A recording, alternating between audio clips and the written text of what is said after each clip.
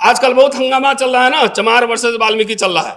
मैं यहाँ घोषणा कर रहा हूँ कि वाल्मीकि समुदाय का कोई बच्चा जो काबिल है और विदेश पढ़ने में, विदेश के किसी विश्वविद्यालय में, अच्छे विश्वविद्यालय में एडमिशन हो गया है, उसको लाइए, उसके लिए पैसा हम इकट्ठा करेंगे। आप लोग लड़ते रहो, लड़ते रहो। आप भी सत्ता के और पावर के पीछे भागते हैं और इस बात को रूलिंग एलिट जानता है कि कितने में बिकोगे। बोलो, एमपी का टिकट चाहिए, लो। मिनिस्टर बनना है, लो। कितने पैसे चाहिए, लो।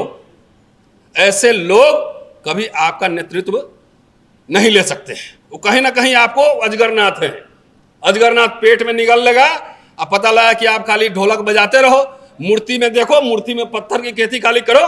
तो हमारा नेता भी, हमारा समाज भी एकदम भांग के नशे में है कि राजा बन लेंगे तब कर लेंगे। तो ठीक तो हो रहा है, खत्म हो रहा है, बन लेना राजा, तब कर लेना।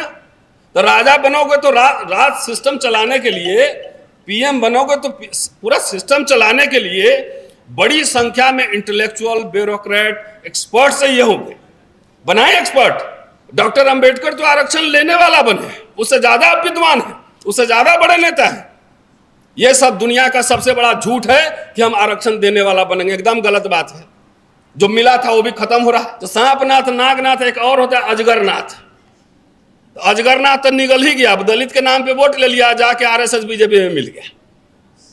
उससे जाके सवाल पूछो कि जब आरक्षण खत्म हो रही थी, जब आप सरकार को समर्थन दे रहे थे यूपीए 1 और 2 में, क्या अपने एक भी नेशनल पॉलिसी बनवाई शेड्यूल कास्ट, शेड्यूल ट्राइब की भलाई के लिए? बताइए। जो लोग उस समय सरकार में थे वो बताएं कि पिछड़े वर्ग को लिए फेलोशिप लिया कि नहीं, फॉरेन स्कॉलरशिप। ये सवाल नहीं पूछेंगे, अपने लोगों से सवाल नहीं पूछेंगे। आपको जो मर्जी है करने के लिए आपको फ्री छोड़ दिया जाएगा, एकदम नहीं छोड़ा जाएगा।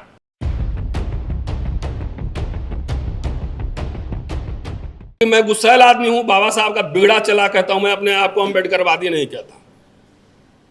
कि अंबेडकरवादियों ने जितना नुकसान अंबेडकर का किया है ना, उतना किसी और ने नहीं किया है। तो ये ऐसे लोगों के हाथ में आपका नेतृत्व है, आपका पैसा बर्बाद जा रहा है, सब मिट्टी में मिल गया है। 40 साल में एक स्कूल नहीं खोल पाए। नेता इलेक्शन में नहीं बनता है। बीजेपी का नेता जो है वो सरस्वती शिशु मंदिर में बनता है। आजकल बहुत हंगामा चल रहा है ना, चमार वर्सेस वाल्मीकि चल रहा है।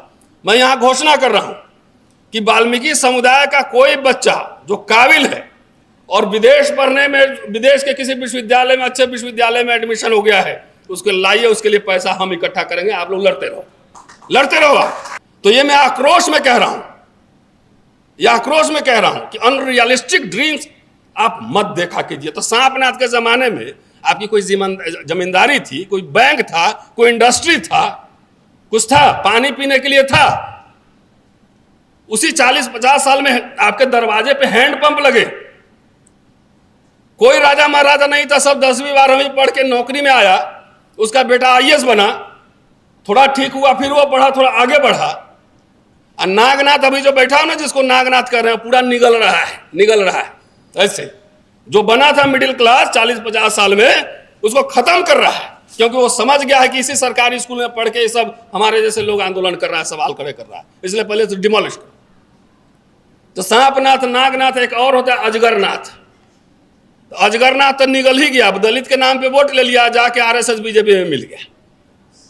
उससे जाके सवाल पूछो कि जब आरक्षण खत्म हो रही थी, जब आप सरकार को समर्थन दे रहे थे यूपीए 1 और 2 में, क्या अपने एक भी नेशनल पॉलिसी बनवाई शेड्यूल कास्ट, शेड्यूल ट्राइब की भलाई के लिए? बताइए। जो लोग उस समय सरकार में थे वो बताएं कि पिछड़े वर्ग को लिए फेलोशिप लिया कि नहीं, फॉरेन स्कॉलरशिप। ये सवाल नहीं पूछेंगे, अपने लोगों से सवाल नहीं पूछेंगे। आपको जो मर्जी है करने के लिए आपको फ्री छोड़ दिया जाएगा, एकदम नहीं छोड़ा जाएगा। आप भी सत्ता के और पावर के पीछे भागते हैं और इस बात को रूलिंग एलिट जानता है कि कितने में बिकोगे। बोलो, एमपी का टिकट चाहिए, लो। मिनिस्टर बनना है, लो। कितने पैसे चाहिए, लो। ऐसे लोग कभी आपका नेतृत्व नहीं ले सकते हैं। वो कहीं ना कहीं आपको अजगरनाथ है, अजगरनाथ पेट में निगल लेगा। अब पता लगा कि आप खाली ढोलक बजाते रहो, मूर्ति में देखो, मूर्ति में पत्थर की खेती खाली करो। बाबा साहब अंबेडकर, बुद्ध, कबीर, फूले के अनुयायी थे, उनको अपना गुरु मानते थे। कितने मूर्तियां उन्होंने लगवाई, जरा बताइए मुझे कोई। नहीं, मैं अंबेडकरवादी हूं। काहे का अंबेडकरवादी हो? जो पढ़े अंबेडकर का उल्टा काम कर रहे हो, कह रहे हो कि व्यक्ति पूजा नहीं करना चाहिए, अंबेडकर कह रहे थे, और आप वही पूजा कर रहे हो। बाबा साहब डॉक्टर अंबेडकर ने कब कहा था कि हम आरक्षण लेने वाला नहीं देने वाला समाज बनेंगे? कभी कहा, पढ़ा है कहीं आपने? कब कहा था कि आरक्षण हम लेने वाला नहीं देने वाला समाज बनेंगे? हमारे इधर कहावत है कि बाप मर गया अंधेरा में, अब बेटा के नाम पावर हाउस। डॉक्टर अंबेडकर तो आरक्षण लेने वाला बने, उससे ज्यादा विद्वान है, उससे ज्यादा बड़े नेता है। यह सब दुनिया का सबसे बड़ा झूठ है कि हम आरक्षण देने वाला बनेंगे। एकदम गलत बात है। जो मिला था वो भी खत्म हो रहा है, सब खत्म हो गया। आईआईटी में आपके बच्चे सुसाइड कर रहे हैं, मेडिकल कॉलेजेस में आपके बच्चे सुसाइड कर रहे हैं, कोई सुगबुगाहट नहीं। क्या कह रहे हम राजा बनेंगे, हुक्मरान बनेंगे तो एक दिन में सब ठीक कर लेंगे। न राधा के 9 मन तेल होइए, न राधा नची है। मैं कोई नेता नहीं हूं, ना आपसे वोट लेता हूं, ना चंदा लेता हूं। एक इतिहास के छात्र होने के नाते समीक्षा करता हूं। ब्राह्मणवाद मनुवाद से भी लड़ेंगे, लेकिन आपसे भी लड़ेंगे। डॉक्टर अंबेडकर को भी मांगो ढोर चमार समुदाय तमाम तरह से उनको चैलेंज मिलते थे, उनको लड़ना पड़ता था। तो हमारे समाज का अगर नेतृत्व इंटेलेक्चुअल नेतृत्व नहीं है, हमारे समाज का नेतृत्व घिसे पिटे लोगों के पास है। सिर्फ मैं पॉलिटिकल लीडरशिप की बात नहीं कर रहा हूं। जो धर्म, जो संप्रदाय हमें हीन देखेगा, भेदभाव करेगा, ऊंच नीच करेगा, सवाल उससे भी पूछा जाएगा, उसको करारा जवाब भी दिया जाएगा, उससे भी लड़ा जाएगा।